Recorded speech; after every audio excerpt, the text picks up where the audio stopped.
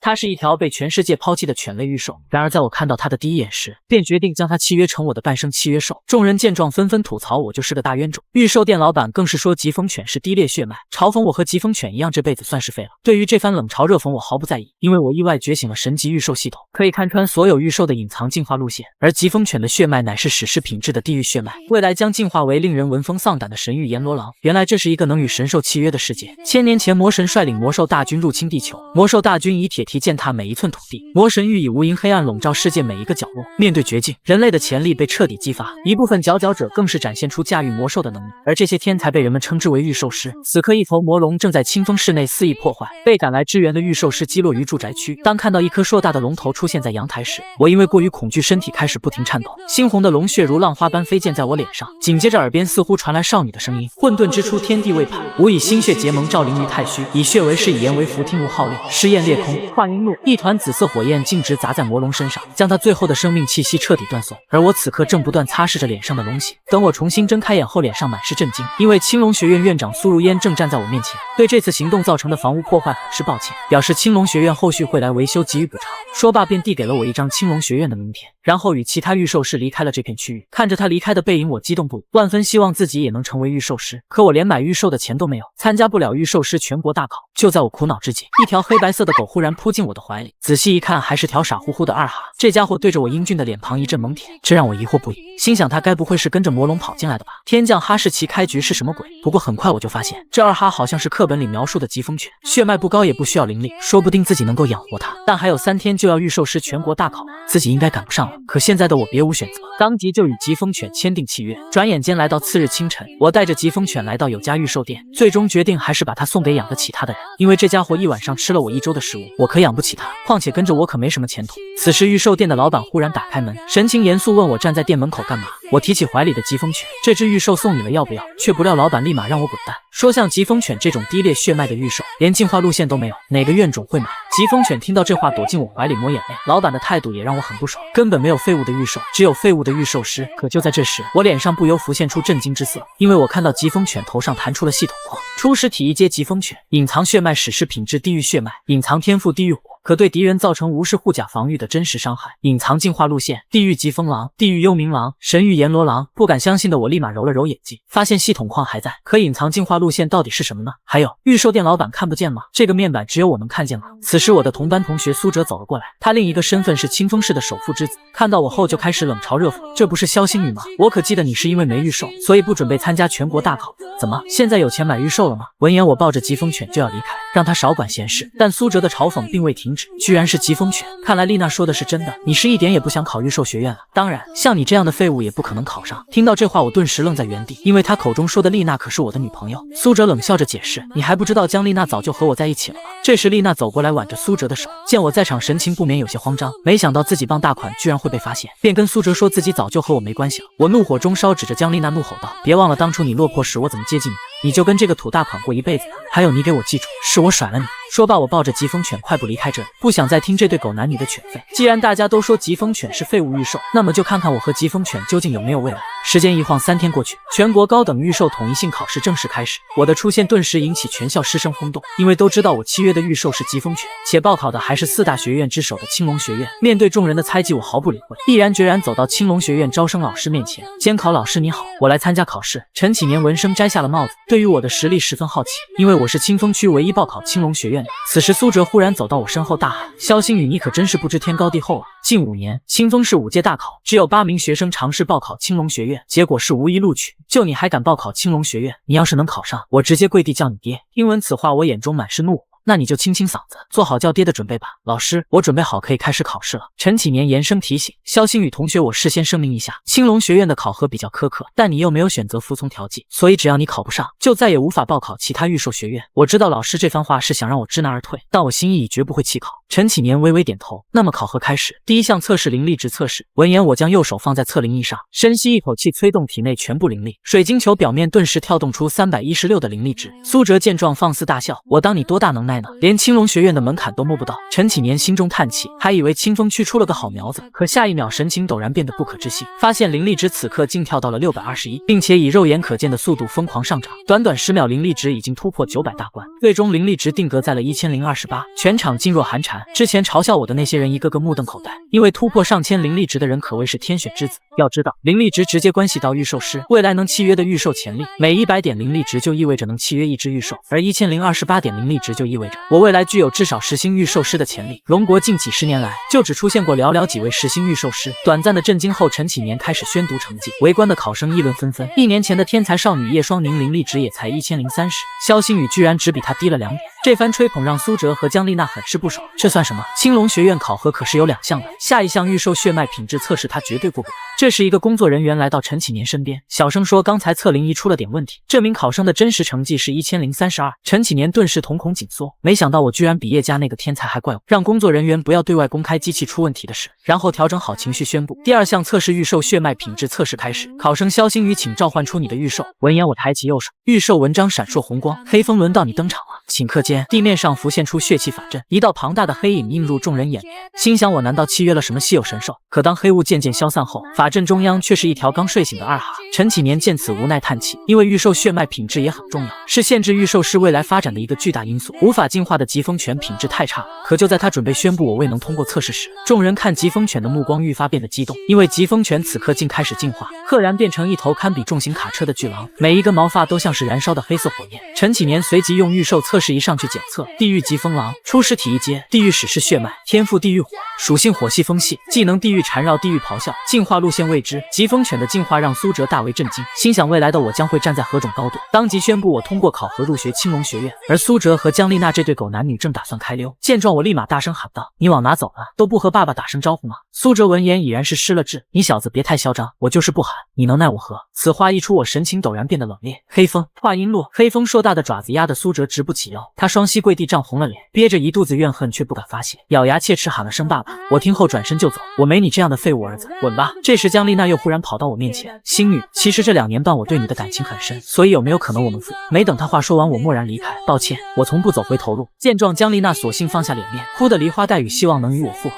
但我仍旧毫不理会，得赶紧把考上青龙学院的好消息告诉姐姐。电话接通，我就迫不及待要分享这喜讯，却不料手机听筒里突然传来一声爆炸，信号中断，只留下一串盲音，我脸上的笑容瞬间凝固。与此同时，清风市远郊农贸菜市场，这里已然沦为一片火海，破败不堪的街道上充斥着人们的哭喊：快跑，魔兽入侵了！这个报警小女孩的银发美女是我的姐姐，名叫萧若雪。就在这时，巨大的锋利尾刺距离她不足1米的距离，萧若雪感受到危险靠近，立马扭头看去，发现是初始级魔兽毒尾魔蝎。此时我以最快的速度赶到农贸菜市场，空气里弥漫着浓郁的血腥味，我很快就找到了姐姐所在位置。可毒尾魔蝎的尾刺已经轰然落下，掀起的尘埃让我无法确定姐姐是否还活着，只能不要命的疯狂朝那里跑去。眼眸之中不知何时渗出鲜血，紧接着眼前赫然弹出系统框，地狱疾风狼可使用技能地狱咆哮、地狱缠绕，是否使用？我毫不犹豫点下确定按钮，让黑风使用地狱缠绕和地狱咆哮，却不料黑风居然无动于衷，傻愣愣看着我。而毒尾魔蝎因为刚才的攻击落空，再次用锋利的尾刺对准萧若雪。这时我忽然想起，那次破窗的时候，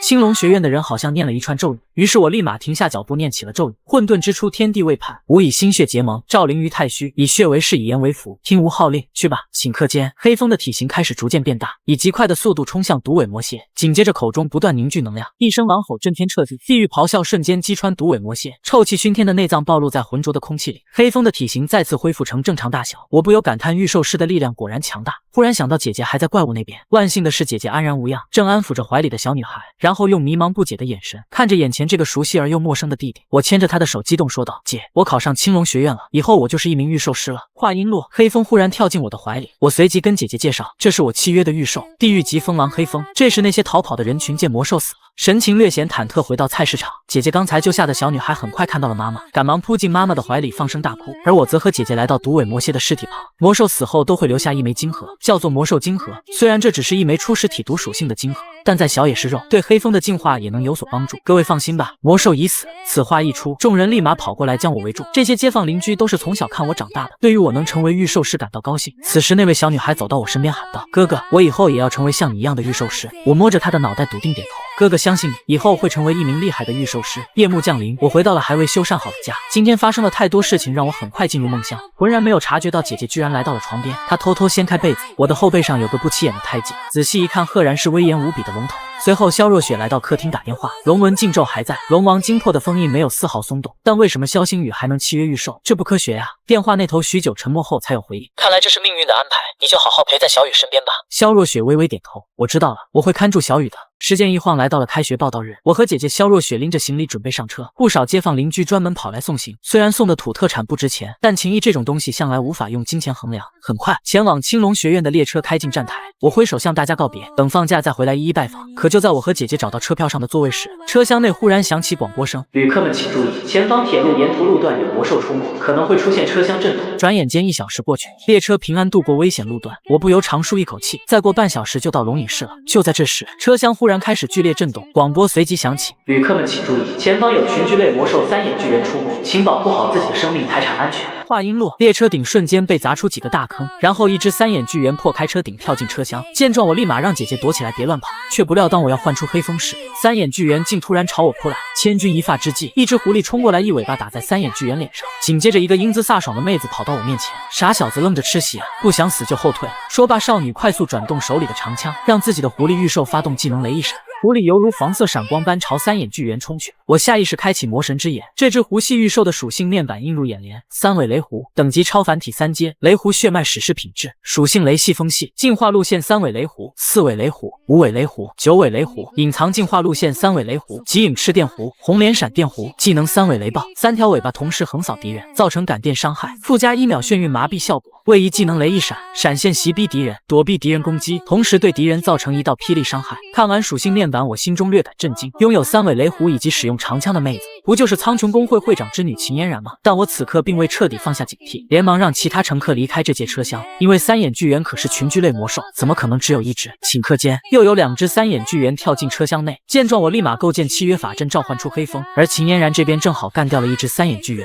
却不料另外2只竟趁机从后方发起偷袭。我赶忙让黑风使用技能地狱缠绕，只见黑风口中顿时凝聚出黑色火焰，紧接着化作锁链将3只3眼巨猿牢牢缠住。随后我便与秦嫣然将他们彻底制服。秦嫣然不免有些震惊，没想到你也是一名御兽师，刚才真是多谢你了。闻言我潸然一笑，不客气。不过姐姐你这御兽最近是不是一到战斗就亢奋，战斗过后就又萎靡不振，还经常有自残的倾向？而我之所以会问出这样的问题，是发现3尾雷狐身上又多出了一组数据：御兽状态压抑低迷精神不振，病症分析战后创伤综合症，治疗方法安魂花捣碎后开水浸泡，加以雷属性催化剂催化，最后加入溶解后的完全体水属性魔兽晶核。秦嫣然听了我的分析有些疑惑，你是怎么知道的？我随便胡诌了个理由解释，他这是患上了战后创伤综合症，我在御兽病症指南里有看到过这则病名，3尾雷狐是最容易患上这种病的御兽。话音落，秦嫣然激动的轻轻拍了我一下，我就说小小最近怎么都不爱笑了，原来是生病了，谢谢你啊大兄弟，以后你就是我的小弟了。此时姐姐萧若雪忽然走过来将我们分开，面露和善看向秦嫣然，抱歉啊，他不是谁的小弟，他是我最喜欢最疼爱的弟弟。听到这话的秦嫣然顿时被激起了好胜心，直接当着姐姐的面把我一把拽了过来。是吗？那从现在起他就是我秦嫣然的弟弟了。此刻的我是非常无奈，从未想过会有2个女人会因为我吵起来。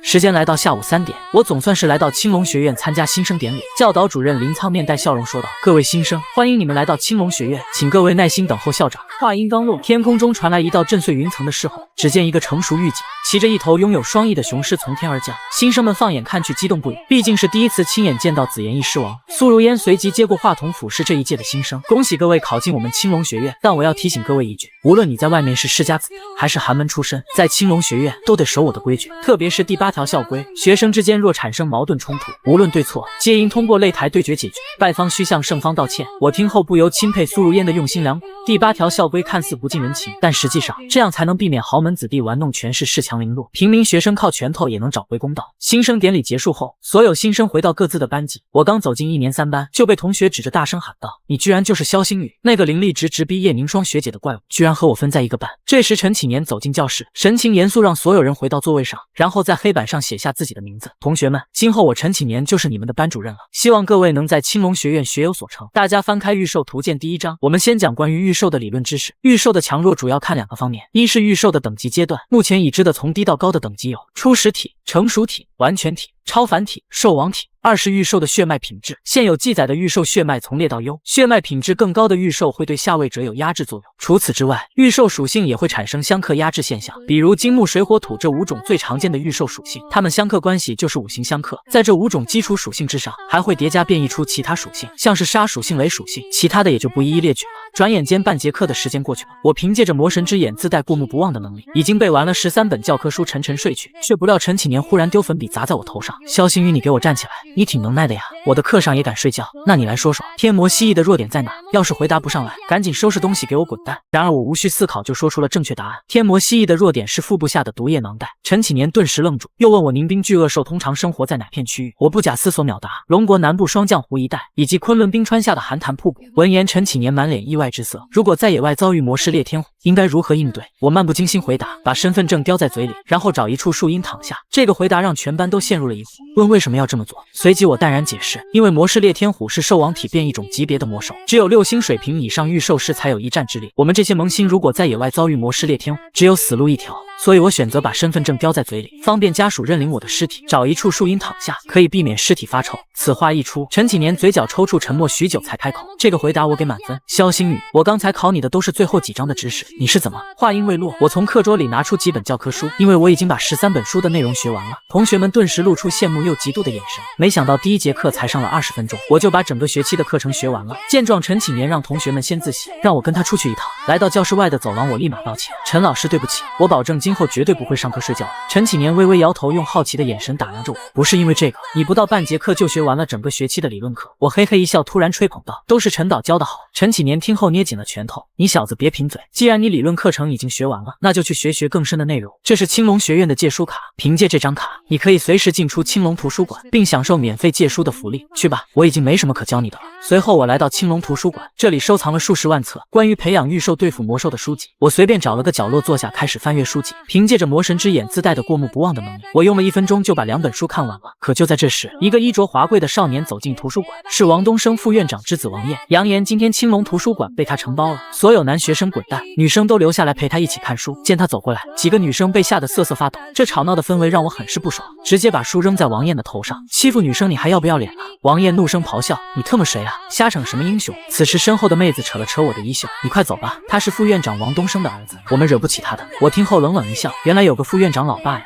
难怪这么嚣张。听到这话的王燕已是勃然大怒，识相的就赶紧给我跪下道歉。话音落，我突然抬腿提膝踹向王燕的裆部，撕心裂肺的哀嚎声顿时响彻图书馆。身旁的小弟赶忙关心问道：王少您没事吧？要不要去医院看看？王燕捂着裤裆，双目充血，低吼道：笑话，也不看看我是谁，我今天就要让你知道青龙学院是谁说了算。话音落，青龙学院院长苏如烟走进图书馆，好嚣张的口气，我竟不知这青龙学院是你说了算。王燕，事情经过我已经了解了，既然你俩有冲突，那就照第8条校规处理。学生之间若产生矛盾冲突，无论对错，皆应通过擂台对决解决，败方需向胜方道歉。15分钟后，擂台广场已是人山人海，全校学生都来围观自备零食。陈启年看着擂台上的我神情凝重，因为他知道王燕的御兽可是传说品质血脉的6爪猎空豹，不知道身为天才黑马的我能否战胜。伴随着裁判宣布比赛正式开始，王燕率先开启法阵，冰燕给我出来碾碎他。话音落，一只浑身缠绕锋刃的猎豹出现在擂台，我的魔神之眼下意识自动触发6爪猎空豹，等级初始体1阶，血脉传说，属性冰封双系，天赋玄冰冻，任何攻击附加一定冰冻伤害，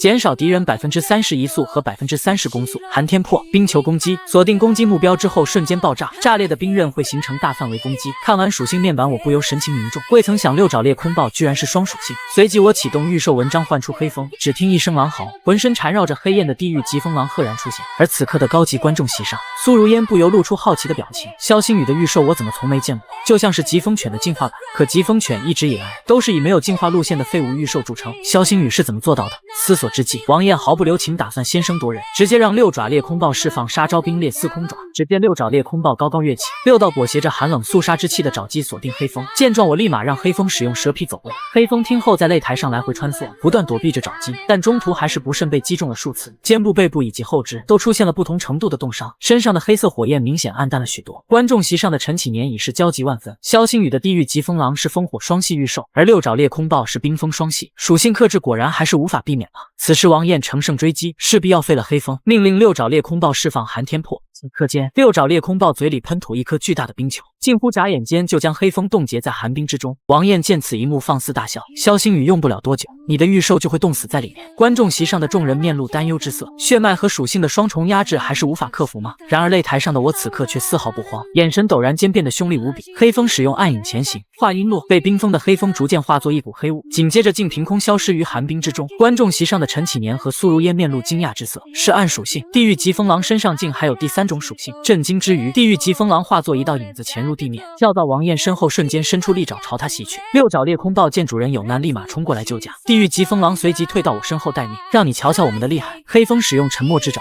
顷刻间，地狱疾风狼化作黑影再次潜入地面，以极快的速度对六爪裂空豹造成数次斩击。苏如烟放眼看去，知道胜负已分。要知道沉默之爪是暗属性技能，命中对方后将造成持续3秒的沉默效果，这3秒钟的时间足够我扭转局势。黑风使用地狱咆哮结束战斗。此话一出，地狱疾风狼身上重新燃起黑色的地狱火，嘴里瞬间喷吐出一道黑色火柱，贯穿六爪裂空豹的身体。浑身烤焦的六爪裂空豹躺在擂台上，四肢抽搐，口中不断吐出白沫。裁判随即走上前，举起我的手，宣布本次擂台上胜方萧星宇。全场先是一片沉寂，而后响起震碎耳膜的欢呼。王燕则双目无神跪在擂台上，还没从失败的情绪中走出来。苏如烟的声音随即传来：“你输了，按照校规该道歉道歉，结束这场闹剧吧。”闻言，王燕扭曲的脸逐渐憋红，憋了半天后艰难吐出几个字：“萧同学，对不起。”这句看似简单的道歉，却让他失去了所有尊严。离开时，心中暗暗发誓：萧星宇，你今天让我所受的屈辱，我要让你100倍奉还。此时，苏如烟走到我面前说道：“萧星宇，这场比赛表现不错，你是第2个让我刮目相看的学生。3天后的新生排名赛，我很期待你的表现。”这番夸奖不由让我羞红了脸。多谢院长夸奖，不过这第1个让您刮目相看的是谁啊？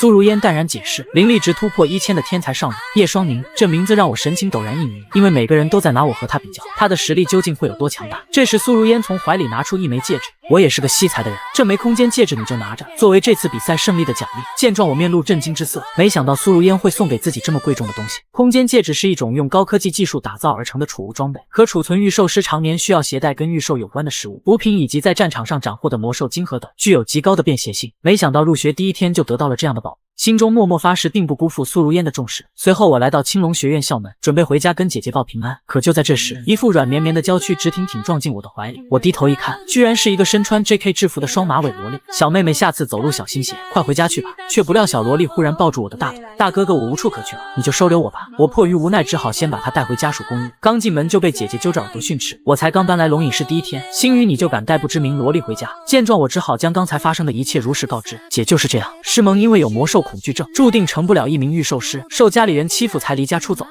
我带他回来是为了治好他的魔兽恐惧症。师萌听我说完，泪眼婆娑，抱住萧若雪。是啊，若雪姐姐，你们可不可以收留我？我不想回家。萧若雪见他可怜的样子，无奈叹气：“那你就留下来吧。”然后用严肃的眼神看向我：“星宇，你得记住，找女人一定不能找叶家的。”转眼间来到次日清晨，陈启年召集所有3班学生进行测试，而我则还在回味姐姐昨天说的话。为什么要专门强调不要找叶家？身旁的吴声友忽然说话打断了我的思绪：“萧哥别发呆了，陈导说这节课要划分战场定位，你倒是说说什么是战场定位啊？”闻言我随口解释：御兽师在战场上讲究团队配合，分工不同，定位也就不同。射手定位，麾下御兽拥有远程攻击技能，可以频繁远程消耗敌人。法师定位，麾下御兽擅长大范围控制技能，团战可以打出不俗伤害。坦克定位，麾下御兽拥有强大的防御力和回血能力，在团战中充当肉盾掩护队友。刺客定位，麾下御兽师具有极强的灵活性和收割能力，负责后手入场收割残血人头。辅助定位，麾下御兽自带增益性技能，为团队提供增益效果。吴声友听后恍然大悟，原来这跟游戏一样。萧哥，你说我的御兽暴雨蝶适合哪个定位啊？此时陈启年忽然提高音量喊道：“吴声友，上课期间不要交头接耳，现在按照学号顺序轮流召唤御兽，参加各项考核，以此决定你们的战场定位。”宋虎当即唤出御兽狂暴牛魔，因为拥有强悍的防御力，定位为坦克。吴声友的暴雨蝶擅长范围性水系攻击，定位为法师。随后陈启年让我出列，第1项考核攻击力测试。萧星宇，你准备好了吗？我微微点头，开启御兽文章。地狱疾风狼拔地而起，身上的毛发是一簇簇随风摇曳的黑色火焰，当即让他不留余力对准标靶使用地狱咆哮。待烟尘渐渐消散后，显示屏上赫然跳动出3倍暴击4字，紧接着又显示出6371的攻击值。全场惊叹，每个人脸上写着难以置信，这还是人类吗？我的御兽连 1.5 倍暴击都打不出来。陈启年此刻也是震惊不已。通常来说，初始体御兽必杀技的攻击值在500到1500之间，就算没有触发3倍暴击，地狱疾风狼的攻击值也在2000以上。此时我开口询问陈启年：“陈导，攻击力测试完了，我应该是适合刺客这个位置吧？剩下的我就不……”话没说完，忽然被陈启年打断，让我继续下一项考核。想知道我的潜力上限究竟在哪？射程考核中，黑风使用地狱火精准命中800米外的标靶，防御考核中，黑风成功抵挡住陈岛的超凡体兵甲战龟的攻击。控制考核中，黑风使用地狱缠绕，竟同时锁住30棵大树，持续了5秒。最后是增益考核，陈启年根据大数据检测分析出，任何御兽靠近地狱疾风狼10米以内，就会提升30%的战斗欲望，增加10%攻击力和10%移速。至此5项测试全部结束。从测试结果看，我可以胜任5大定位中任何一个位置，但陈启年却有别的想法。各位同学，其实除了这5个位置，还有一个特别的位置适合萧星宇，被称之为全能者。同学们面露疑惑，好奇问这全能者是什么？陈启年淡然解释，如果一名御兽师麾下的御兽擅长所有位置，那么这名御兽师就会获得全能者称号，而萧星宇就是我们班唯一的全能者。同学们看我的眼神顿时充满了崇拜，炽热的目光不由让我羞红了脸，谦虚说了句只是运气好。此时陈启年忽然开口说道，可别高兴得太早，全能者虽不常见，但也并不是没有。你们这一届新生数据还没完全出来，目前只知道咱班的萧星宇是一个全能者，但2年级的全能者有叶双宁和韩天君，3年级的全能者有慕容清扬和李宣成，所以各位要继续努力啊！傍晚6点，青龙学院校园里响起放学铃声，我走出校门，打算去买点御兽营养剂，为新生排名赛做准备。可突然一群人出现在我面前，臭小子想跑哪去啊？闻言我神情陡然变得冷冽，严肃质问他们是谁。为首的男人脸色凶恶，死死盯着我，连黑虎公会会长雷三立都不知道，真是皮痒啊！这时王艳突然从他身后跳了出来，雷会长，你和他废什么话？给我卸掉他一条腿，看他还嚣不嚣张。此话一出，雷三立带着几名小弟朝我走来，我注意到他们衣服上都有着3、4颗星星，神情愈发变得冷冽。你们一个个的3星、4星御兽师欺负我一个1星御兽师，是不是太过分了？听到这话的王艳嘴角都快翘上天了，本少爷就是仗势欺人，就是过分了，你能怎么办？雷会长动手吧，这次的酬金绝不会少你1分。此话一出，雷三立当即开启御兽文章，把阵中央赫然出现一头雷虎。见状我不再隐忍，也开启御兽文章，被唤出的黑风瞬间就扑向雷虎，尖利的獠牙死死咬住他的脖子，然后借势发力，直接将雷虎撞飞数米之远。雷三立放眼看去，眉头微蹙，王少也没和我说这小子的御兽这么强啊，怎么看都是成熟体的御兽，怎么还能和我超凡体的雷虎不相上下？看是你一个1星的毛头小子厉害，还是我3星、4星齐聚的黑虎公会厉害？话音落，黑虎公会其他人纷纷唤出各自的御兽，打算以数量优势直接解决掉地狱疾风狼。就在这时，秦嫣然突然走到我身前，那我倒要看看是你黑虎公会厉害，还是本小姐的苍穹公会更胜一筹。听闻此话的我面露喜色，没想到能在这里见到秦嫣然，而被包围的雷三立等人腿都被吓软了。要知道，苍穹公会是龙隐市排名第2的御兽公会，哪怕是排名第1的飓风公会，也不敢和苍穹公会贸然产生冲突。雷三立看到秦嫣然后，赶紧赔笑脸：“秦小姐，什么风把您吹来了？”闻言，秦嫣然一把将我搂住，用冷厉的眼神瞪向雷三立：“要不是我路过，还不知道雷会长打算对我亲爱的弟弟做什么。”雷三立听得一脸迷茫：“您不是秦会长的独生女吗？什么时候冒出来一个弟弟？”秦嫣然扫视每一个黑虎公会成员，霸气说道：“他萧星宇是我秦嫣然认的干弟弟。谁要是欺负他，就是和我秦嫣然作对，跟我们苍穹公会作对。”话音落，苍穹公会全员纷纷唤出各自的御兽，一只只庞然大物拔地而起，堵住街道。雷三立被吓得脸色苍白，急忙弯腰道歉：“秦小姐，是我有眼无珠，不知道萧少爷是您的弟弟。”说罢又面露凶光，指着身后的王艳：“都是他，就是这小子雇我们找萧少爷的麻烦。”王艳顿时就被吓得尿了裤子。秦小姐，我不是故意针对萧星宇的。秦嫣然懒得理会，看向雷三立：“雷会长应该知道怎么处理吧？”听到这话的雷三立当即吩咐其他人，对王艳就是一顿拳打脚踢。片刻后，我和秦嫣然来到苍穹公会，将出校门的遭遇一五一十说出。听完全过程的秦嫣然面露诧异之色：“御兽营养剂你找我呀？我苍穹公会干的就是这些，你以后想买营养剂直说就行，姐姐给你免费。我带你参观一下公会吧，这是我们苍穹公会的训练基地，配备了最高端的训练仪器，可以让御兽提高学习战技的效率。这片区域是娱乐区，御兽师出任务归来即可在这里休息，有高尔夫、蒸桑拿等众多娱乐项目。这里是会议室，在大厦顶层，平时有重大任务的时候都会在这里开会，制定详细的作战计划。而这是我们的医疗区，有先进的医疗设备，并除有齐全的药材。最重要的是，我们这里的御兽医生都有超高的医疗水准，能为受伤的御兽提供最先进的技术服务。”话音落，我忽然抓住秦嫣然的双手：“秦姐，我能不能加入你们苍穹公会，担任你们的御兽医生？”没等秦嫣然开口，一道御姐的声音忽然传来，而来者正是苍穹公会副会长柳月。“不行，先不说你是谁，是怎么出现在这的，以你的年龄和资历，担任我们公会的御兽医生，这个玩笑一点也不好笑。”秦嫣然闻言赶忙向柳月介绍：“小姨，他就是我之前和你说的，在列车上帮我一起制服3眼巨猿的人，也是我认的干弟弟。”话音落，一名御兽医生从医疗室跑了出来：“柳副会长，医疗室突然送来了几头重伤的御兽，现在人手不够，该怎么办？”柳月听后冷静从容分配任务：“你先向其他分会抽调人手，嫣然你去其他公会申请支援。”闻言，御兽医生连忙摇头：“来不及了呀，副会长，那几只御兽大出血，快撑不住了。”见状，我毅然决然站了出来：“柳副会长，时间不等人，让我来吧。”原来就在几分钟前，3号手术台的碧琴狂鳌忽然大出血，他的主人齐磊面色惨白，哀求着众人快救救自己的御兽。所有御兽医生顿时一拥而上，却发现止血钳已经不起作用了，就算是配药也根本止不住血。眼看着碧琴狂鳌因为疼痛睁不开眼了，我果断开启魔神之眼，碧琴狂敖的伤势诊断汇总成数据表瞬间呈现在我的脑海里。伤口是由金针毒蜂王造成的，这些银绿色粘液是它特有的毒素，致使伤口无法愈合。在众人手足无措的时刻，我看向齐磊，我有办法帮你的御兽止血，就是不知道你信不信我。别无他法的齐磊立马点头，只能把希望寄托在我这个神秘的少年身上。随即我让御兽医生去准备材料，天灵草一株和紫樱花一起捣碎制成20克药液备用，然后加入1枚超凡体毒属性的魔兽晶核，一起熬制5分钟。几个御兽医生听后面面相觑，忍不住提出质疑：你提到的药材都带有不同程度的剧毒，这不是往御兽伤口上撒盐吗？闻言我神情陡然变得冷冽，立刻按照我说的药方抓药，否则错过最佳时间，这只碧琴狂敖必死无疑。听到这话的医生不敢耽误时间，按照我的药方去配药熬制，5分钟后提炼出一瓶墨绿色的药剂，药剂闻起来很臭，含有多种剧毒。我随即戴上无菌手套，亲手把药剂均匀涂抹在碧琴狂敖的伤口上。碧琴狂敖顿时发出痛苦的嚎叫，伤口冒出浓浓绿烟，腐肉的臭气充斥着医疗室。待浓烟散去后，伤口开始以肉眼可见的速度愈合。齐磊见状喜极而泣，抱住碧琴狂敖，毛求你的命保住了，真是太好了。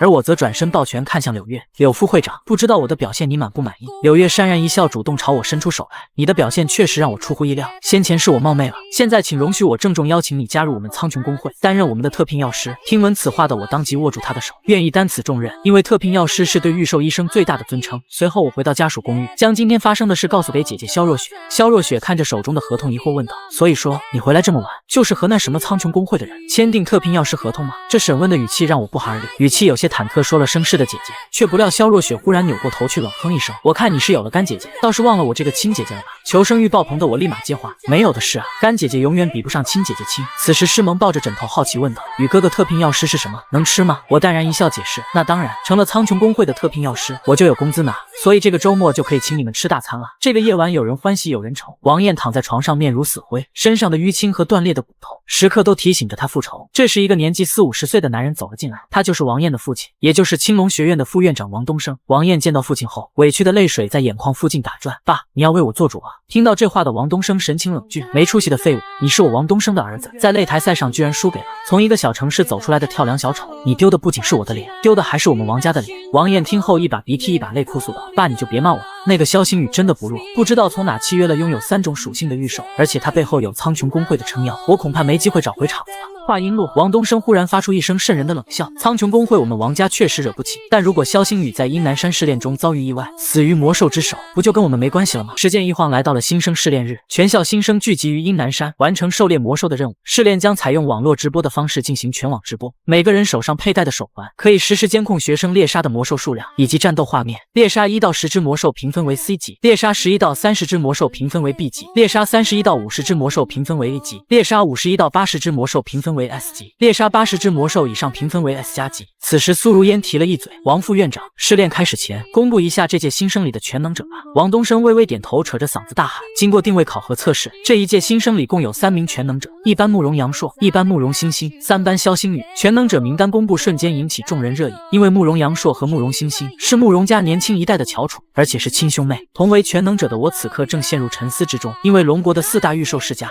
分别为叶家、李家、慕容家和上官家，世家的血脉都是天才怪物级别的，没想到会在试炼中遇到慕容兄妹。随后学院高层来到青龙学院转播台，杨旭作为本次试炼的主持人，将进行全网直播解说每个选手的战斗场面。这时苏如烟忽然问王东升，王副院长，你觉得萧星宇会猎杀多少只魔兽？王东升不假思索答复，我猜50只就算抬举他了吧。身为班主任的陈启年立马反驳，不可能，以这小子的天赋，至少猎杀80只魔兽。听到两人的猜测，苏如烟美眸流转，我觉得你们都猜错了，我想他会打破叶凝霜的记录，等他来创造一个奇迹。片刻后，600名新生蓄势待发来到阴南山山脚下，1年1度的新生试炼正式开始。不到半个小时，2班的万灵同学成功击杀短尾熊，总计猎杀魔兽突破10只。与此同时，5班的孙天吴同学猎杀魔兽数量超过20只，短短1小时的时间，一班的慕容阳朔就已经猎杀了43只魔兽。直播间弹幕区网友们议论不断，不愧是慕容家的天之骄子，慕容少爷好样的，好想嫁给慕容少爷啊！我勒个骚刚，慕容家这么牛的吗？解说席上的杨旭激动大吼，慕容阳朔的白蒙施救，不愧是本届试炼中的唯一一只超能系御兽，它的空间穿透能力不仅可以瞬间缩短与魔兽的距离，释放任何攻击还能造成穿透效果。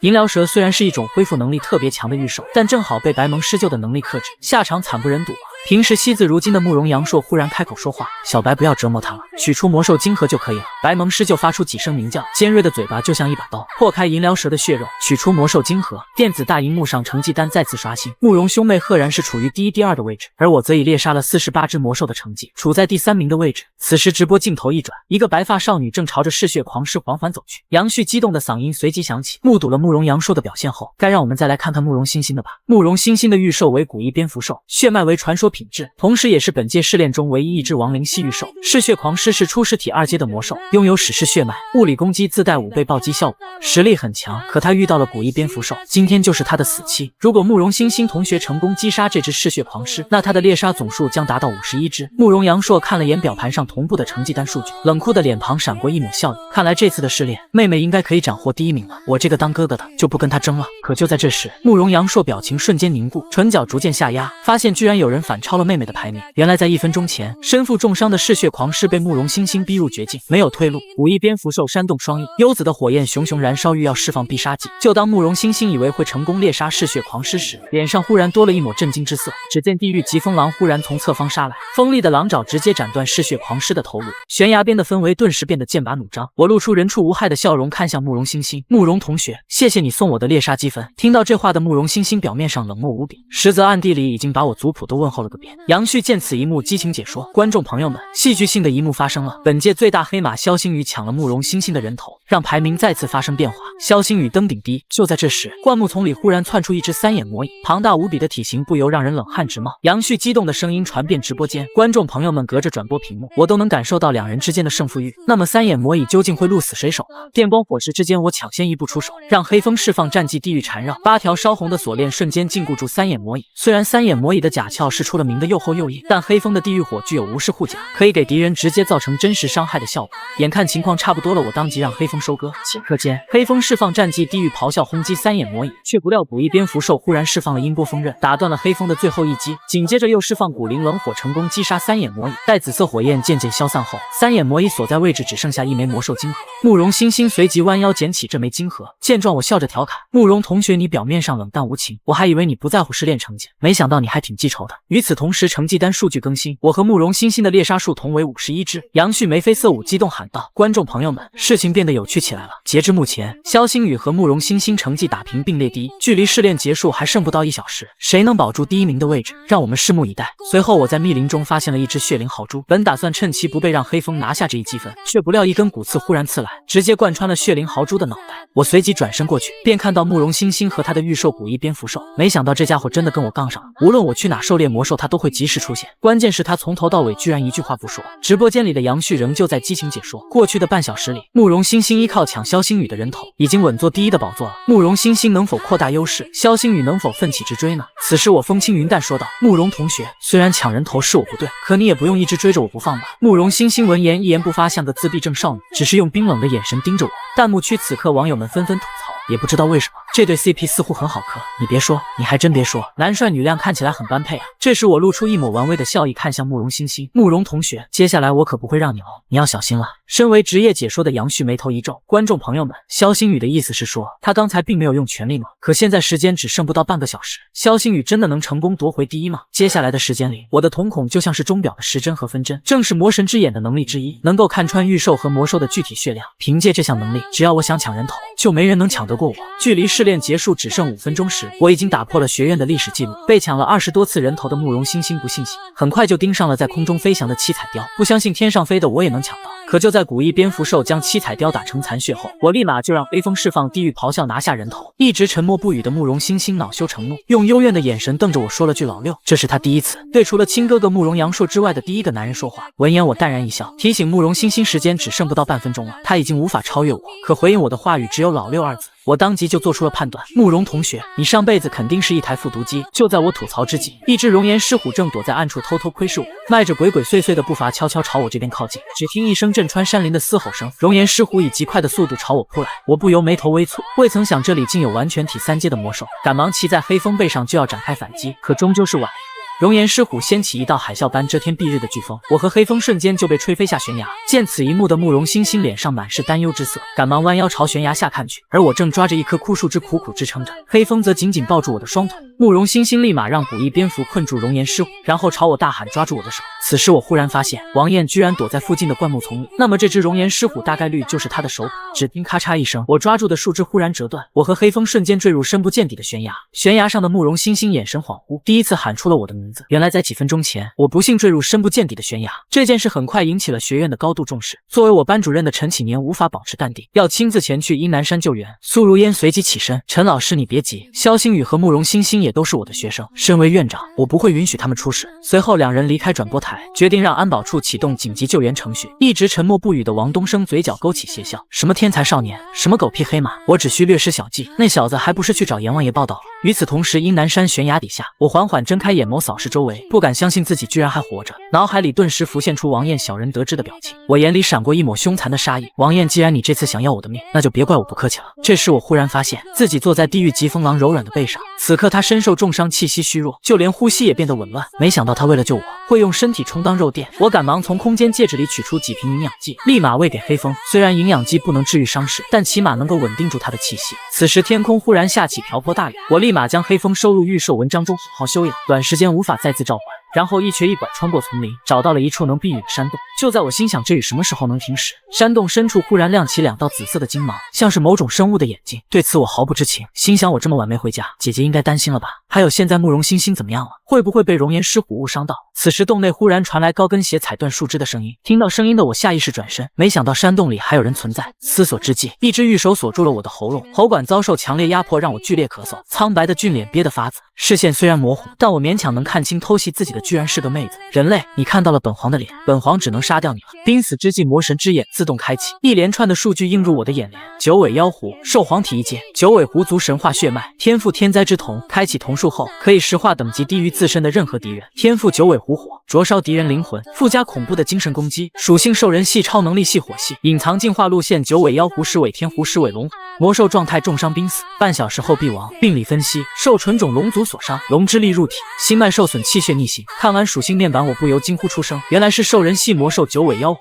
听到这话的九尾妖狐声音透着凛冽的海：人类，没想到你竟认识本皇的本体，看来本皇更不能留你。闻言，我喉咙里勉强挤出声音：认识我也打不过你啊！兽皇体魔兽我毫无招架之力，但你被纯种龙族所伤，不到半小时必死无疑。这番话不由让九尾妖狐神情一凝，刚要质问，却不料口中喷出鲜血。见他分神，我赶忙开启御兽纹章，手背上泛起的金光让九尾妖狐睁不开眼。趁他捂眼睛的时机，我赶忙拉开距离，同时大声喊道：我既然知道你是九尾妖狐，这点小事又怎么会不知道？此刻我的心中有些疑惑，纯种龙族明明在300年前就已经灭绝了，为什么现在又出现了？但当务之急还是先稳住这只九尾妖狐，便跟他说我能救活他的命。九尾妖狐听后神情半信半疑：你不过是个一星御兽师，真的能治好我吗？我身上的伤可是纯种龙族所致，哪怕是你们人类最厉害的御兽医生，恐怕都很难治好。我自信点头，语气平淡答复：这对我来说不难，不过在此之前你要答应我一件事，我可不想医治好你，你就把我杀了，所以你得和我签订血契。九尾妖狐瞬间怒发冲冠，身上燃起紫色火。臭小子，你是想让本皇臣服于你，当你的御兽吗？见状，我临危不惧，微微点头。没错。话音落，九尾妖狐美艳的脸蛋上浮现浓厚的杀意，以极快的速度冲过来掐住我的脖颈，但我没有丝毫反抗，只是冷冰冰说道：杀我很简单，但我死了，你也活不了。而九尾妖狐此刻是真起了杀心，毕竟堂堂一代兽皇体魔兽，怎么能容忍一个一星御兽师这般威胁？可他的身体本就处在强弩之末的状态，又加上我的威胁，突然开始七窍流血，曼妙的娇躯剧烈颤抖。我眼神凌厉，淡淡开口：龙之力已经侵入你的心脉深处了，再不和我签订血契，可就来不及了。闻言，九尾妖狐内心纠结不已，他不想屈服于渺小的人类，但现在死了就无法完成姐姐交给他的任务。最终，他还是松开了掐住我脖颈的玉手，为了活下去完成任务，愿意和我签订血契。见状，我毫不犹豫咬破手指：从现在起，你就是我萧星宇的御兽了。话音落，鲜血滴在九尾妖狐额头上，浮现出五芒星法阵，双方开始建立精神链接。片刻后，血契签订成功。九尾妖狐捂着绞痛的胸口，虚弱说道：现在可以给本皇治疗了吧？我微微点头，开始脱衣服。那是自然，你现在是我的御兽，我必定保你周全。闻言，九尾妖狐眼里满是警惕：你脱衣服干嘛？我不是一只随便的狐狸。听到这话，我满脸无语，从腰间抽出匕首：不脱衣服怎么取血啊？说罢，我朝着自己心口位置刺了一刀，然后让九尾妖狐快点过来。九尾妖狐瞬间就羞红了脸，你在说什么？本皇怎么能干这种事？我人都听傻了，无奈解释，我的心头血能护住你的心脉，再不吸你就要死了。九尾妖狐来不及质疑，俯下身子，听从我的吩咐，娇艳欲滴的嘴唇触碰我的伤口。顷刻间，九尾妖狐的脸色逐渐变得红润，受损的心脉瞬间被魔神因子治愈。5分钟后，我穿好衣服，你的伤已经暂时无碍，现在可以告诉我你叫什么名字了吗？毕竟我已经是你的玉主了。九尾妖狐听后缓缓睁开眼眸，本皇名为带路。还有，既然你也说了你是本皇的玉主，那你能告诉本皇，你究竟是如何得知本皇的伤是龙之力所致？这个问题顿时让我陷入沉思。带路既然和灭绝的龙族有瓜葛，一看就不简单，或许他真能知道我现在是什么情况。我也不瞒你，我的眼睛自从2个月前被龙血浸染过以后，在我的意识驱动下，就能看到一块记载预售相关信息的面板，就像是系统。你的伤也是我通过眼睛看到的信息面板上呈现的。这番描述让带路也陷入了沉思，他的眼睛怎么都像是传说中的魔神之眼呢？传说中，魔神之眼可看穿一切魔兽的所有信息。萧星宇应该是把他误以为了系统，可这是历代龙族魔神才能继承的呀。萧星宇分明只是一个人类，难不成眼前这个男人还有什么隐藏的身份？算了算了，他现在是本皇的玉主，如果真的是魔神之眼，对本皇来说也是一件好事。思考片刻后，带路这才缓缓开口：你撞大运了，你的眼睛可能因为内龙血的原因，变异成了传说中的魔神之眼。我像个小学生一样好奇发问：魔神之眼不是系统吗？带路潸然一笑解释：别异想天开了，你又不是穿越的，少看些小说，你看到的数据信息面板都是魔神之眼能力的外显化和可视化。闻言，我再次陷入了沉思。如果信息面板只是魔神之眼能力的可视化，那我为什么听见过他说话？第一次是在暗影魔龙袭击事件后，他指引我找到了一枚晶石，说这是能让黑风进化的血脉觉醒晶石，能让玉兽脱胎换骨。在后来的青龙学院考核中，我给黑风喂了血脉觉醒晶石，没想到真的进化为了地狱疾风狼，通过了青龙学院的考核。下一次再听见他，不知道又是什么时候了。就在我思考之际，那只让我坠崖的熔岩狮虎悄然出现，冲进山洞，口中发出雄浑的虎啸。带路反应灵敏，立马一把将我拽开。傻小子，别想了，有客人找上门了。我躲闪不及，被撞飞在岩壁之上，剧烈的冲击力让我只感觉胃里翻江倒海，2根肋骨似乎已经被撞断了。更糟糕的是，熔岩狮虎此刻正张开血盆大口朝我扑来。千钧一发之际，熔岩狮虎忽然被数道紫色光球击中，钻心的疼痛让他忍不住发出哀嚎。我立马顺着光球飞来的位置看去，眼中满是震惊，原来是带路释放战绩尾兽弹将我救下。本皇即使受伤，也不是尔等所能挑衅的存在。熔岩狮虎听闻此话勃然大怒，当即转身朝带路挥下庞大无比的虎爪。只听一声巨响，双方展开近距离搏杀，掀起滚滚烟尘。但带路因为伤势还没彻底治愈，短暂的交手后赫然是落入下风。可身为兽皇体的他又岂会轻易言败？浑身散发出恐怖至极的气息。顷刻间，战绩天灾之瞳猛然释放，充满诡异气息的眼球出现在山洞内，近乎眨眼间就将熔岩狮虎彻底石化。带路轻轻一推，就让他粉身碎骨。我放眼看去，大松口气，但我现在的状态好像不太好，因为带路刚才的战绩抽空了我所有灵力，只觉得眼皮变得越来越沉。下一秒，我的意识来到未知识海，识海中赫然有着一头威严无比的巨龙。汝终于醒了，魔神之眼。这威严无比的语气让我疑惑不已。你是谁？这又是哪里？中烟龙王淡然解释：汝忘了吾吗？汝的御兽进化，还多亏了吾的指引。闻言，我恍然大悟，指引我寻找血脉觉醒晶石的声音原来是你。你到底是谁？中烟龙王沉吟片刻，缓缓开口：吾是被血脉之力唤醒，但吾也不知道吾是谁。这番话不由让我陷入沉思，心想他所说的血脉之力，难道是当初溅在我脸上的龙血？思索之际，中烟龙王忽然沉声说道：但吾知道，吾能助汝成就无上荣耀。我不由冷笑一声，笑话，连自己是谁都不知道的人，又怎么能帮到我呢？话音落，黑风的属性面板突然在我眼前显现。汝不是早就见识过吾的能力了吗？我心中震惊不已，那些我误以为的系统面板，果然是他搞的鬼。此时中烟龙王忽然说道：吾能看穿一切魔兽的数据信息，汝只要用意识召唤吾，吾就能出现。只要汝按吾的指令来做，将来必是人中之龙。我不禁有些疑惑，好处这么多，你的目的是什么？中烟龙王思考片刻答复：或许是召回吾的记忆吧，吾也不知道。听到这回答，我无奈叹了口气。那你怎么现在才现身？搞得我还以为是什么系统。中烟龙王淡然解释：随着汝实力的增强，吾才能稳定的和你意识交流。汝现在已契约2只御兽，吾是时候现身了。我接着问道：话说这是哪里？我怎么会出现在这？中烟龙王解释：这是吾与汝意识相通的识海空间。汝昏迷后，吾趁此机会就来见汝了。汝也是时候醒了。眼看着我的身影逐渐消散，我赶忙问出最后一个问题：下次再见是什么时候啊？耳边顿时传来中烟龙王的声音：吾一直在汝身边。话音落下，我睁开眼睛，发现自己居然躺在医院的病床上。不多时，苏如烟和陈启年走进病房，见我醒来，异口同声说道：萧星宇，你醒了。见状，我立马坐起身来，让院长陈导担心了。我记得我应该还在崖底洞穴啊，怎么就到医院了？苏如烟淡然解释：救援队在洞穴附近发现的你，发现的时候你已经昏迷了。奇怪的是，救援队在洞穴附近发现了熔岩狮虎兽的尸体，距离你获救的地点不足100米。你可知道其中发生了什么？听闻此话，我故作镇定，苦笑一声：苏院长，你也说了我当时昏迷了，怎么会知道发生了什么？你不会是怀疑我一个差点命都丢了的异星御兽师能反杀熔岩狮虎兽吧？这个回答让苏如烟陷入沉思，心想难道真是自己多虑了吗？索性不再思考，跟我说道：“肖同学，你放心，关于这次意外事故，院方会彻查到底，给你一个交代。另外，此次因南山试炼，你和慕容欣欣的评分都为 S 加，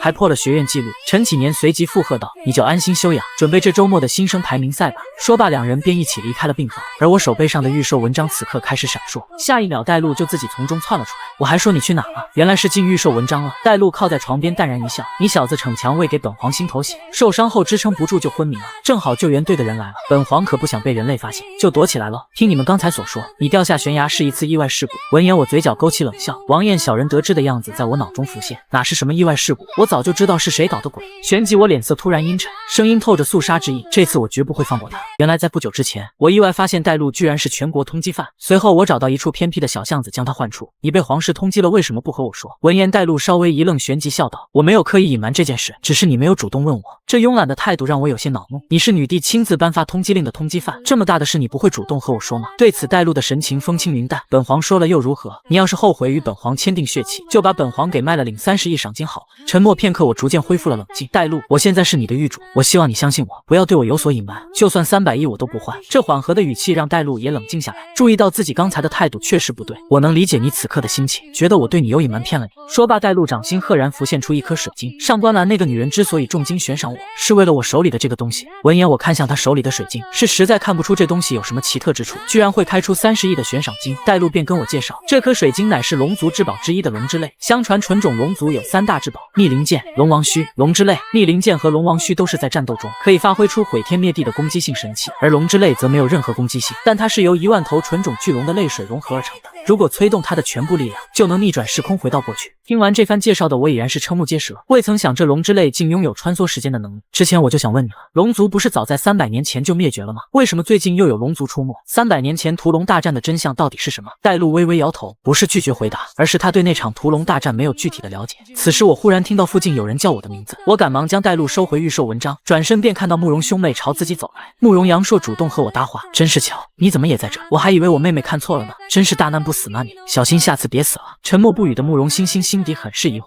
哥哥明明实在关心她，为什么要说的这么难听？而慕容阳朔接下来的话就帮他解了惑，因为你坠崖，我妹妹内疚的连饭都不吃了。当时你不幸坠入悬崖后，我妹妹就窝在房间里不出来吃饭，直到从电视上看到你平安归来的消息，她当晚就多炫了好几碗饭，劝你下次长点心，要不然我妹又吃不下饭了。慕容欣欣赶忙捂住她的嘴，脸颊不知不觉中已经泛红，生怕哥哥会说些莫名其妙的话。看着兄妹俩打闹的样子，我不由淡然一笑，知道了，不会再让慕容同学担心了。新生排名赛马上就开始了，我们一起走吧。话音落，慕容阳朔的神情陡然变得冷冽，拉着慕容欣欣的手就往前走。我们的关系可没好到结伴而行的地步，更何况你还在阴南山试炼里抢我妹妹的人头，我还没找你算账呢。说罢便和慕容欣欣离开这里，赶往青龙学院。站在后面的我心中非常无语，看出这慕容阳朔就是个彻头彻尾的妹孔，所以他主动过来和我说话是干什么呢？随后我来到青龙学院，便看到空中响起无数礼花，负责解说新生排名赛的人仍旧是专业主持人杨旭。全校师生们大家上午好，1年1度的新生排名赛即将开始，全体新生需要通过抽签的方式决定对战次序，请大家有序排队。随着他话音落下，各班学生来到擂台下方陆续抽签。王艳很快就在人群中看到我的身影，萧星宇，你果然安然无恙的回来了，这次我绝对让你永无翻身之日。此时裁判员高喊让王艳过来抽签，他的登场让观战席顿时一片哗然，嘈杂声中掺和着嘲笑和讽刺。这不是王副院长的儿子吗？仗着老爹有权有势，就在图书馆骚扰女同学，不过在擂台赛上还不是被萧星宇揍得颜面尽失，这家伙就是咱们青龙学院最大的笑话。王艳听到众人的议论，怒火中烧，萧星宇，你带给我的耻辱，今天我要你100倍奉还。说罢咬牙切齿从签筒里抽出一张字条，字条摊开，上面赫然写着萧星宇3个字。新生排名赛第1轮的话题度瞬间拉满，所有人都知道我俩开学当天就结下了梁子，纷纷感叹真是冤家路窄。然而事实并非如此，王艳事先就将我的字条贴在签筒侧面，保证抽签时万无一失能抽到我，暗暗发誓这次绝对不会辜负父亲的期望。随即走到我面前怒声喊道，萧星宇，待会在擂台上我会亲自废掉你的预售。听闻此话，我只是淡然一笑，已经猜出是王艳在抽签中搞鬼，正好借此机会报当初坠崖之仇。很快就来到第1轮第7场比赛，我与王艳纷纷走上擂台，我登场瞬间引起众人注意，许多少女声嘶力竭为我加油助威，对此我毫不在意，脸上没有任何情绪波动。观众席角落，慕容欣欣深邃清澈的目光始终落在我身上。慕容阳朔不禁有些疑惑，妹妹，你怎么一直盯着萧星宇看？慕容欣欣淡淡然开口：“哥，你有没有感觉到？”这问的慕容阳硕满脸迷茫，没听懂妹妹说的是什么意思。慕容欣欣便跟他解释，萧星宇自从坠崖被救回来以后，气场变得强了好多。同样察觉到异样的人还有院长苏如烟。萧星宇，短短几天你到底经历了什么？身上似乎笼罩了一层神秘面纱，让我更加看不透啊。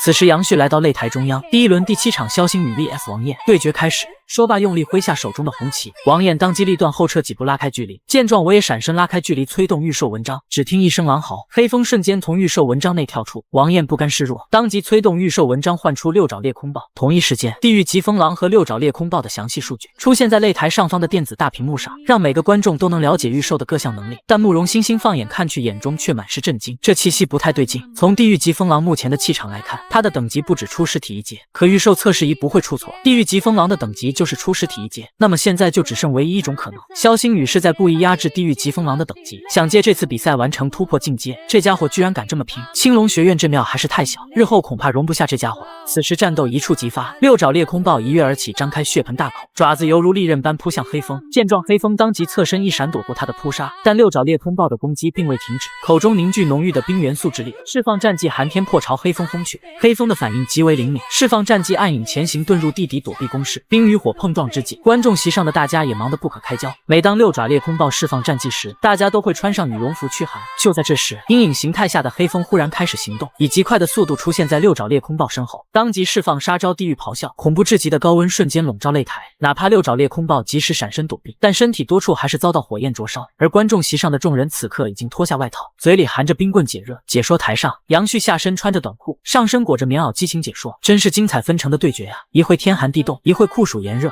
话音落，我当即命令黑风使用沉默之爪。顷刻间，地狱疾风狼的头顶上方浮现一道狼形黑影，散发着恐怖至极的滔天气势。紧接着，黑影挥出13道爪击，每次命中都将造成3秒的沉默。随着惨痛的叫声响彻天际，六爪裂空豹已然是被打得连连后退。观众席上惊呼连连，嘲笑声一浪高过一浪。六爪裂空豹被沉默之爪击中，技能释放不出了，看他那傻样就跟他狱主一模一样。什么样的御兽配什么样的御兽师了？王艳听着众人的嘲讽，勃然大怒：萧星宇，你以为本少爷会在同一个地方跌倒吗？接下来我会让你毫无还手之力。话音落，王艳对六爪裂空豹做出一个特殊的手势，六爪裂空豹心领神会，咬碎藏在后槽牙深处的药丸，而这正是比赛禁用药狂暴弹。转瞬间，六爪裂空豹的身躯膨胀了1倍，身体各个部位长出锋利的寒冰骨刺，紧接着怒吼一声，口吐寒霜，对准黑风射出一道极冻光线。顷刻间，擂台的地板被彻底冰封，就像溜冰场一样光滑，反射着凛冽的寒气。此时，六爪裂空豹释放战技冰晶阵，以它为圆心，周围瞬间凝聚出无数坚冰。这莫名其妙的变强让我下意识开启魔神之眼。惊奇发现，六爪裂空豹浑身散发着诡异的气息，能够在这么短的时间内变强，那么只可能是服用了禁药。这下三滥的招数让我勃然大怒。王艳，你为了能击败我，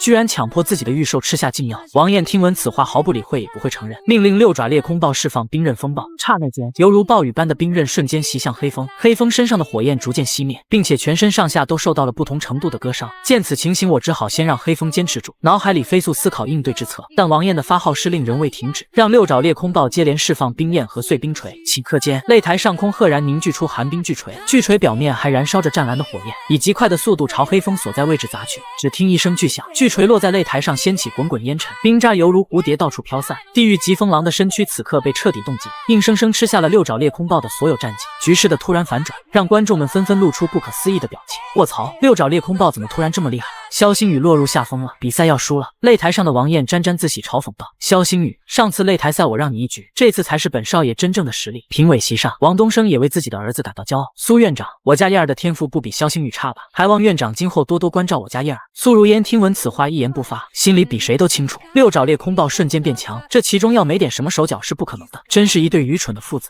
擂台这边，战斗呈现一边倒的局势，地狱疾风狼被封印在冰窟里，看起来已经丧失了反击能力。杨旭严肃的解说声顿时响起，萧星宇现在的处境不容乐观，照这样下去，地狱疾风狼不仅会输，还会留下后遗症。难道大局已定了吗？萧星宇还有力挽狂澜的机会吗？慕容欣欣和苏如烟此刻表情极为凝重，相信以我的实力绝不会止步于此。班主任陈启年和好基友吴生友也同样相信，我绝对还留有后手应对现在的局面。此时我嘴角忽然勾起一抹邪笑，真当我黑风在阴南山猎杀100多只魔兽，没有任何提升吗？说罢，我当即命令黑风释放战绩地狱火莲。顷刻间，黑风脚下赫然出现一朵燃烧的黑色火焰，近乎眨眼间冰窟爆炸，寒冰消融。王燕见状大为震惊，能够感受到这招的威力不容小觑，立马命令六爪裂空爆后撤拉开距离。此时黑风嘴里冒出几缕黑色火焰，紧接着朝六爪裂空爆喷吐出炽热的火莲，莲花缓缓转动，随着狂风舞动，体积越来越大。陈启年放眼看去，惊呼出声：“是火属性战绩地狱火莲！”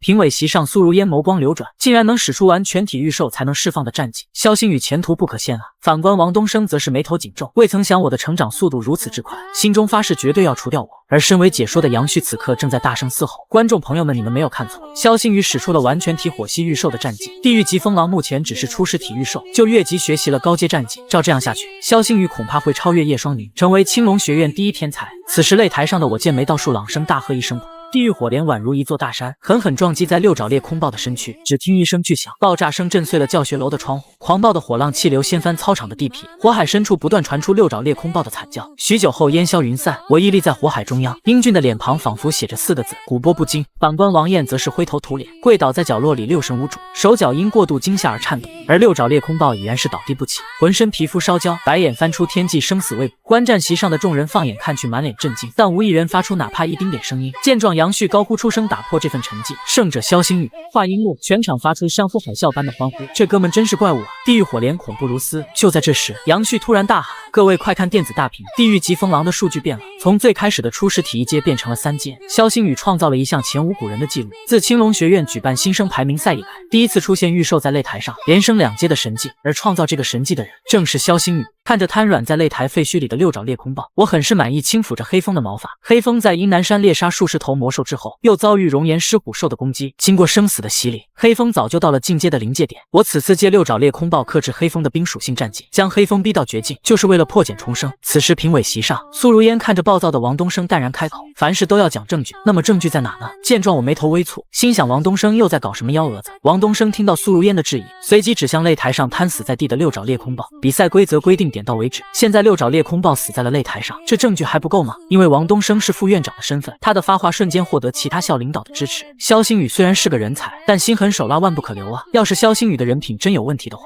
必须开除。院长你可不能包庇啊！面对各位领导联合施压，苏如烟轻挑黛眉：“各位，院方一定会仔细调查，给大家一个交代。不过在事情水落石出之前，谁要是想栽赃陷害我的学生，我绝不会轻饶他。来人，将六爪裂空爆的尸体抬过来，请御兽医生验尸。”随后几名御兽医生来到现场，负责为六爪裂空爆检查伤势。苏如烟静静在旁观望，问医生们有什么发现吗？很快御兽医生就给出了诊断结果：六爪裂空爆是脏器大出血而亡，应该是地狱火莲所致。听闻此话，王东升心中暗笑，还好提前收买了学院的御兽医生，就知道院长心思缜密会来这招。院长你听到了吧？连医生都这么说。话没说完，我忽然走过来打断：“敢问王副院长，有哪个凶手会当着众人的面下黑手？再者说，我家黑风的地狱火莲属于灵魂灼烧攻击，不会伤及内脏，而且脏器大出血这种症状一般是毒素入体引起的。”身旁的校领导听后沉吟思考，萧星宇说的也对啊，他没必要众目睽睽之下下手吧。见舆论反转，我立马质问御兽医生：“所以这位医生，你的诊断当真没有问题吗？想清楚再说。我劝你不要为了一点蝇头小利，就断送了你御兽医生的生涯。”御兽医生听后神情极为忐忑，没想到事情这么快就败露了。见状，我露出意味深长的微笑，看向苏如烟：“院长事关重大，我申请对六爪裂空爆进行血液检测，再次核准。”苏如烟当即答应下来。之后几名御兽医生重新回到六爪裂空爆的尸体旁，用专业仪器对他的血液进行化验。混乱的场面持续了10分钟后，御兽医生拿着化验单跑到苏如烟面前。苏如烟见他支支吾吾，严声警告如实报告。御兽医生咽了口唾沫，大声喊道：“六爪裂空爆死于狂暴丹。”事情败露，王燕处于万人喷的舆论中心，满脸惶恐：“你这个庸医，别瞎血口喷人！”说罢，直接跪倒在苏如烟面前：“院长，你相信我呀，我没有给冰燕服用狂暴丹啊！”医生见状，直接把化验单递给苏如烟：“院长，这是化验结果，可以肯定六爪裂空爆服用了狂暴丹。这种药丸服用后，御兽会进入狂暴状态，实力提升的同时会遭到反噬。”闻言，苏如烟看着化验单怒喝一声：“现在证据确凿，王燕你还想抵赖？”此刻王燕只能求助于王东升，就像在看最后一根救命稻草。身旁的校领导议论纷纷：“王副院长的儿子心怎么这么狠啊？竟然给自己的御兽用这种药，没想到是这个没人性的家伙干的。身为父亲的王东升也不可能就此放弃儿子，询问苏如烟能不能再给王艳一个机会。然而话没说完就被苏如烟言声打断：“王副院长，别忘了你的身份，你不仅是一名父亲，更是我们青龙学院的副院长。要是你想徇私舞弊的话，就和你儿子一起滚出青龙学院。”迫于舆论和局势的压力，王东升此刻只有一种选择：王艳违反校纪校规，给自己的御兽服用狂暴丹，给予开除处分。听闻此话，王艳脸上满是震惊，不敢相信自己的亲生父亲会说出这一番话。爸，连你也要开除我吗？闻言，王东升凑到他耳边细声说道：“服用狂暴丹的事已经是不争的事实，我们现在只有妥协。不过儿子，爹一定会为你报仇。来人，将这个心术不正的人扔出校外。”闹剧过后，比赛继续，600名参赛新生经过一天的擂台角逐，很快就确定出8强名单。这8名新生会在明天参加擂台挑战赛，以此决出名次序列。我挺进8强的战绩再次引起众人议论。肖星宇真是这届新生的最大黑马呀！是啊，这哥们没权没势，竟然挺进8强了，那叫直通8强好吧？大家看到肖星宇和王艳打的那场比赛，都直接弃权了。这时慕容阳朔看向慕容欣欣，开口道：“妹妹，肖星宇进8强了，他在阴南山试炼中抢了你那么多人头，等我明天碰上他，哥一定给你报仇。”慕容欣欣看着我的名字微微摇头：“不要，我倒是希望明天我可以和肖星宇擂台对决，我想亲手击败他。”与此同时，无声有一路小跑找到我：“肖哥，好消息，你进8强了！那一招地狱火莲实在太帅了，院长苏如烟都看呆了。为了庆祝你挺进8强，待会我请客去后街吃烧烤。”王东升看着我有说有笑的样子，勃然大怒：“别高兴得太早了，肖星宇，看你回到家里还笑不笑得出来吧？”时间一晃来到夜晚，我和室友们吃完烧烤，走在回家的路上，准备将挺进8强的好消息告诉姐姐。可当我到家后，却发现屋里一片狼藉。我第一时间想到的是有人入室抢劫，连忙冲进客厅确认姐姐和师萌的安全。可回应我的只有蜷缩在书桌底下的师萌。见我回家了，立马跑进我怀里，放声大哭：“哥哥，若雪姐姐被蒙面人掳走了，那人还留了一封信。”闻言，我俯下身子轻声安慰：“萌萌别哭，若雪姐姐会没事的。”说罢，我打开信封，信里只有一行字：“想救你姐来阴南山。”随后我以最快的速度前往阴南山，哪怕只是这么简单的一句话，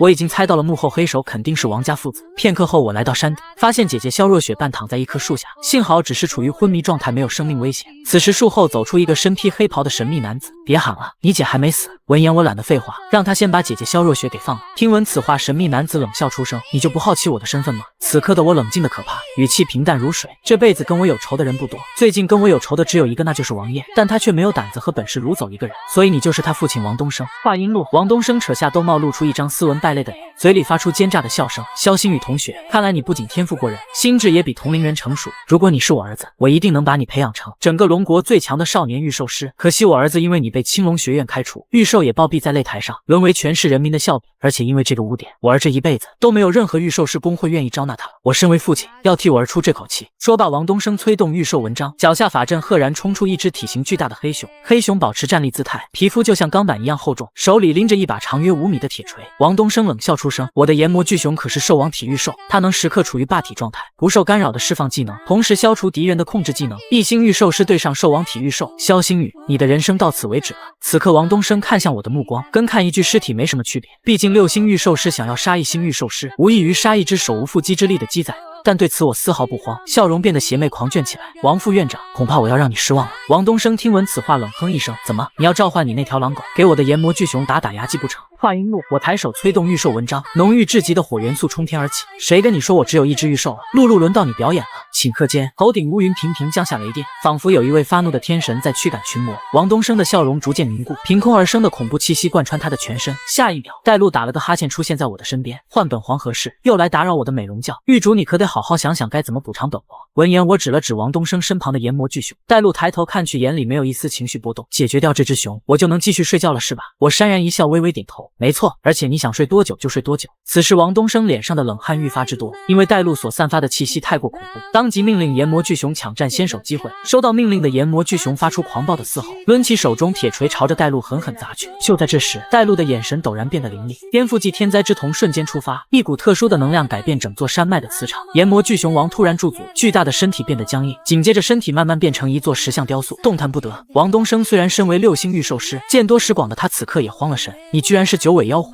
你是全国通缉令上的那只兽皇体妖狐，肖星宇，你居然契约了九尾妖狐！这只狐狸可是全国最大的通缉犯，你与他签订血契，这件事一旦曝光出去……”话没说完，我忽然满脸阴笑打断：“王副院长，我既然在你面前召唤了九尾妖狐，就意味着我没打算让你活着下山。”王东升听闻此话，立马释放灵力：“臭小子， 1星和6星之间的差距，可不是一只御兽能弥补的。九尾妖狐再强，也无法改变你只是一个1星御兽师的事实。以你那点微薄的灵力，连驱使九尾妖狐释放1次战绩都不够。话音落，炎魔巨熊浑身泛起耀眼的红光，紧接着暴喝一声，竟冲破了带路的石化之力。王东升重新露出笑容，脸上浮现自信。接下来我会让你知道，1星和6星之间的差距是不可弥补的。说罢，王东升抬手再次释放灵力，指挥炎魔巨熊开启最强战绩炎魔铠甲。顷刻间，炎魔巨熊脚下的大地土崩瓦解，恐怖至极的威压朝四周迸发，一块块岩石融合在一起，化作覆盖炎魔巨熊全身的厚重铠甲。穿上这套铠甲，炎魔巨熊的体积膨胀5倍，脑袋冲破云霄，一脚足以踏平整个山头。铠甲周围的黑雾引起了我生理上的不适，未曾想炎魔巨熊竟是暗黑属性御兽。要知道，暗黑属性的御兽需要吸食人血或其他御兽的血来填补自身。我顿时恍然大悟，恶狠狠看着王东升。从5年前开始，龙隐市就经常失踪一些低阶御兽，有些御兽商店莫名其妙被盗，失踪的御兽数量超过300只。王东升闻言兴奋大笑，既然被你发现了我的秘密，那你今天必须死在这里。听闻此话，我脸上满是震惊，倒不是因为他的实力，而是他脸上竟纹着红骷髅公会的标志。红骷髅公会是5大暗黑公会之一，专门培养暗黑属性的御兽，害人害己，与御兽师的初衷和信仰背道而驰。我看着王东升冷声开口，如果世人要是知道青龙学院的副院长背地里竟是红骷髅公会的成员，结果会怎样？王东升不屑一笑，我既然在你面前暴露了真实身份，那就不会让你活着下山。此时带路神情担忧提醒我，狱主，以你现在的灵力储备，我无法释放任何一个战绩。听闻此话，我从系统仓库里取出龙灵丹，紧接着毫不犹豫扔进嘴里。放心，我萧星宇从不打胜率低于100%的仗。话音落，药效开始发挥，我浑身变得炙热，原本稀薄的灵力快速增长。如果此前我的灵力是一滩水洼，此刻已经升级为了一座湖泊，上万的灵力值足够带路释放1次战绩。王东升当即命令炎魔巨熊率先出手。炎魔巨熊抬起遮天蔽日的熊爪，周围缠绕着黑色浓雾和红色霸气，朝着我劈头盖脸的扑来。见状我临危不惧，双指掐诀，冷冷喊了声露露，带路瞬间以极快的速度挡在我的面前。就在这时，炎魔巨熊纵身一跃，挥舞起大铁锤，若是硬扛这招，我必将变成肉泥浆。见此情形，我让带路释放战绩嗜血童舞，刹那间，带路瞬间开启兽化形态，一只浑身燃烧紫色火焰的九尾妖狐拔地而起。九尾妖狐口中发出响彻天地的怒吼，在他的头顶上方的乌云陡然消散，出现一颗巨大的猩红眼球，眼球的瞳孔就是箭矢的形状。此时猩红眼球的目光死死瞪着炎魔巨熊，紧接着便看到炎魔巨熊的心脏位置赫然是被锁定了。只听嗖的一声，箭矢射出贯云穿石，恐怖的力道将天空一分为2，仿佛给大气层输了一个中分。接着又是一道撕裂声响起，炎魔巨熊的胸口被箭矢贯穿，心脏停止跳动。然而箭矢仍旧在飞行。躲在炎魔巨熊身后的王东升，心脏近乎眨眼间就被箭矢贯穿。临死之际的王东升眼中满是不甘和愤怒，伤口处赫然燃烧起极为诡异的黑红火焰。不理解，我明明只有1000多的灵力值，却能驾驭兽皇体的九尾妖狐释放战绩。灼热的火焰很快就蔓延全身，剧烈的疼痛让王东升脚底一滑，坠落山下。放眼看去，宛如一朵美轮美奂的黑红火焰。而此刻我的气息变得紊乱，额头浮现大量汗珠。服用龙灵丹的后遗症比我想象的还要难受，眼皮开始变得越来越重，视线里的带路也逐渐变得模糊起来。紧接着整个人就昏迷不醒，倒在地上，手足无措的带路跑过来，不知道如何是好。你的大逼兜就扇在了我的脸上。狱主你别睡啊，萧星宇你给本皇醒醒。就在这时，带路听到身后传来脚步声，并且还散发着极为恐怖的气息。哪怕带路是兽皇体御兽，但他根本反应不过来，刚一转身就被一只玉手锁喉，而锁住带路咽喉的人竟是我的姐姐萧若雪，浑身散发着无边无尽的龙之力波动。带路尝试过挣脱束缚，却发现自己居然毫无还手之力。此时萧若雪神情冷漠，开口说道：九尾妖狐，你可是尊为兽皇体魔兽，没想到会和我弟弟签订契约。闻言，带路心脏砰砰直跳，脸上满是骇然之色，因为他在萧若雪身上感受到汪洋大海一般无边无尽的龙之力波动。震惊之余不禁好奇问道：你不是萧星宇的亲姐姐吗？你身上怎么会有龙之力？你究竟是……话音未落，萧若雪忽然松开他的脖颈，比划一个别出声的手势。带路微微点头，不敢半点造次。随即萧若雪轻声开口：我的身份你不需要知道，总之现在我只是星宇的姐姐。说罢，萧若雪俯下身子看了眼昏迷不醒的我，紧接着往我体内输送源源不断的龙之力。带路站在身后，神情略显担忧：他怎么样了？萧若雪淡然答复：应该是服用了短时间内可以提升灵力的药物，遭到了副作用反噬。不过你放心，星宇并无大碍，休养3天就好了。带路听后大松口气，因为如果我死了，作为御兽的他也会化为尘埃消散。此时萧若雪收回龙之力，缓缓站起来。当他来到悬崖边时，那股纯净的龙之力再次向四周扩散，原本清澈的眸子化作树瞳，竖立的瞳仁正是纯种龙族的象征。只见萧若雪轻启朱唇，似乎在吟唱什么旋律，无色无形的龙之力随着音波飘向四方，笼罩整座大山。不一会的功夫，山上的紫色湖火全部熄灭，在战斗中坍塌的山头恢复原状，断裂的树木，干枯的花草，烧焦的土地，所有打斗的痕迹全部销声匿迹。带路放眼看去，眼中满是震惊。惊，认出这招可是龙之青羽，是纯种龙族特有的战技，可以通过吟唱某种特殊的旋律恢复世间万物。近乎眨眼间，殷南山恢复至以往的平静，仿佛什么都没有发生过。随即萧若雪停止吟唱，望着悬崖下的风景冷笑一声，所有打斗的痕迹以及王东升的尸体，包括你们九尾狐族天生自带的骚味，都被我抹除了。除了你我还有小雨，不会有人知道今晚发生的一切。这时戴露注意到萧若雪的脸颊上浮现出许多若隐若现的白金色龙鳞，而据他所知，纯种龙族里只有一头龙的鳞片为白金色。就在他喃喃自语的时候，萧若雪的神情陡然变得极为阴冷。戴露识趣闭嘴，没敢说出那头龙的名字叫做混沌。此时萧若雪身后浮现出白金色龙首，神情极为凌厉，看向戴露。九尾，我可以不在乎你被龙国女帝通缉的身份，但你既然跟我弟弟签订了血契，就不要二心，日后好好辅佐我弟弟，我不会对你怎么样，否则我立马切掉你的9条尾巴，记没记住？戴露连忙点头答应，深知萧若雪这番话绝不可能是儿戏。萧若雪又继续提醒道，对了，我弟弟还不知道我的真实身份，等他醒了，你切莫胡说八道。等我再次醒来已经3天之后，躺在病床上的我剧痛袭遍全身，发现姐姐萧若雪和院长苏如烟都在。见我醒来之后，萧若雪眼含热泪趴在我怀里，星宇你没事真是太好了，担心死我了。见状我赶忙轻声安慰，并试探性问那天晚上发生了什么。萧若雪摆出疑惑的表情跟我解释，那天晚上我醒来后发现自己在阴南山，就连你也昏迷在我身边，虽然不知道怎么回事，但看你满头大汗的，我就赶紧背你下山做检查。对于姐姐的说辞我100%信任，心中不禁称赞露露还是很靠谱的，没有暴露自己，也把战场打扫干净，没留下痕迹，也没有让我姐姐起疑，找机会我要奖励一下她。此时苏如烟忽然开口说道，萧星宇，你昏迷了3天，错过了新生排名赛半决赛和决赛，所以是你为主动放弃参赛名额，排名第1、第2的是慕容星星和慕容阳硕，但是你也不用太过。他话没说完，我忽然开口打断，苏院长，你就不奇怪我为什么会出现在阴南山吗？问出这个问题，我的心跳不由加速，强装若无其事的样子。病房里的气氛此刻也显得极为诡异起来，3人各怀鬼胎，相视不语，彼此都在试探对方。此时苏如烟摇了摇头，无奈叹了口气，神情严肃看着我，沉声开口，3天前咱们青龙学院副院长王东升也失踪了。此话一出，我神情陡然变得无比凝重，若是被人知道是自己杀了副院长，后果可想而知会有多严重。一直沉默不语的萧若雪正冷冷盯着苏如烟，眼神里赫然是充满了杀意，背在身后的左手已经亮出白金色的龙爪，要是苏如烟敢对我不利，他将会以最快的速度除掉苏如烟。这时苏如烟忽然再次开口说道，不过这件事我会继续调查，我相信你是无辜的，青龙学院的副院长也该换了。听闻此话，我和姐姐萧若雪心中都大松口气，未曾想院长竟然会选择保下我。不过青龙学院失去了王东升这个毒瘤，日后学院里也会少一些乌烟瘴气。随即苏如烟坐在床边跟我说明另外一件事，我这次来除了看你身体以外，主要是想告诉你超星大赛的事。超星星大赛是由青龙、白虎、朱雀、玄武4大御兽学院联合举办的大型赛事，4大学院分别要派出3名新生参赛，而参赛选手都是各大学院的天赋强者。在青龙学院提到天赋第1强者，都会说出叶双宁的名字，但在去年的超星星大赛上，他却被白虎学院的李慕成打败，